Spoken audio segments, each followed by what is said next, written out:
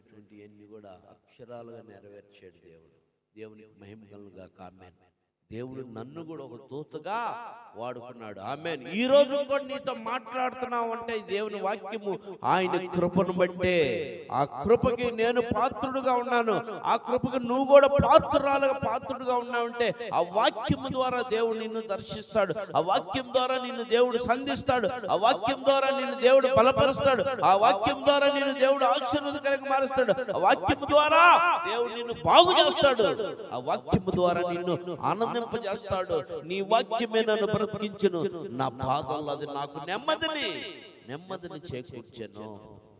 నెమ్మది నీకు కలగాలంటే ఆయన వాక్యాన్ని నువ్వు ధ్యానించు. మరి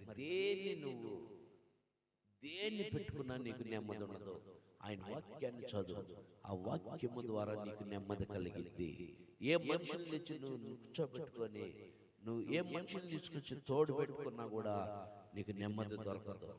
ఆ వాక్యమును చదువుతూ ఉంటే నీ శరీరంలో ఉన్న బలహీనతే కావచ్చు, నీకున్న మానసికమైన ఒత్తిళ్లే కావచ్చు, ఆ వాక్యము చదువుతూ ఉన్నప్పుడు ఆ వాక్యము నీతో మాట్లాడుతూ ఉంటుంది. ఆ వాక్యము ద్వారా నిన్ను నెమ్మది పరుస్తూ ఉంటుంది. అదే వాక్య సత్యం నెమ్మది కలిగించింది. నీ వాక్యమే నన్ను బ్రతికించును.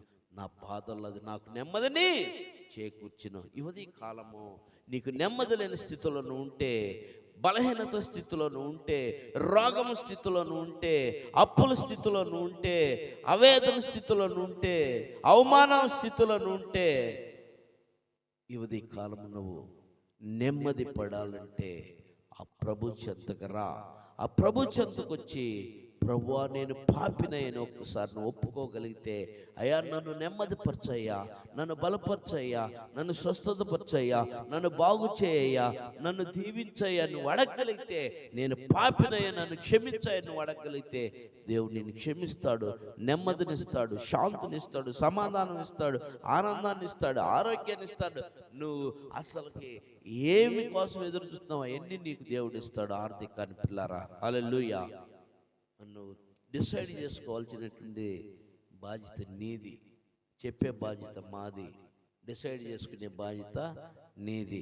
ఇదిగమ్మ మంచినీళ్ళు తాగు అని ఇస్తే నువ్వు తాగితే నీ కడుపు నిండుతుంది, దప్పికి తీరిద్ది. నేను తాగనులే అన్నావు అనుకో, దప్పికి తీరదు, కడుపు నిండదు. ఈయటం బాధ్యత నాది, తీసుకోవాల్సిన బాధ్యత నీది, తాగాల్సిన బాధ్యత నీది. తాగినందువల్ల నీ కడుపు నిండిద్ది, దప్పికి తీరిద్ది.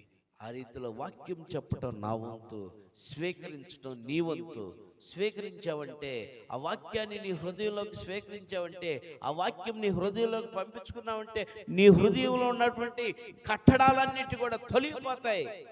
ఆ కట్టులన్నీ కూడా తొలగిపోతాయి. వాక్యం వెళ్తున్నప్పుడు, ఈ వాక్యం రెండంచులు ఖడ్గంగా వెళ్ళేటప్పుడు కట్టబడినటువంటి నీ హృదయము అన్ని విధాలుగా, అన్ని రకాలుగా, అన్ని పాపాలతో కట్టబడినటువంటి హృదయం కట్ చేసుకుంటూ వెళ్ళిపోతాయి. అవి మొత్తం బయలు వెళ్ళిపోతాయి. పిల్లారా, బయలు వెళ్ళిపోతాయి. మరి నువ్వు ఆలోచన చేస్తున్నావా? ఉదయ కాలం ప్రభు పాదాలు పట్టుకొని అడుగు.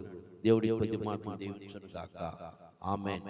ప్రార్థన చేసుకుందాం ఒక్క నిమిషం.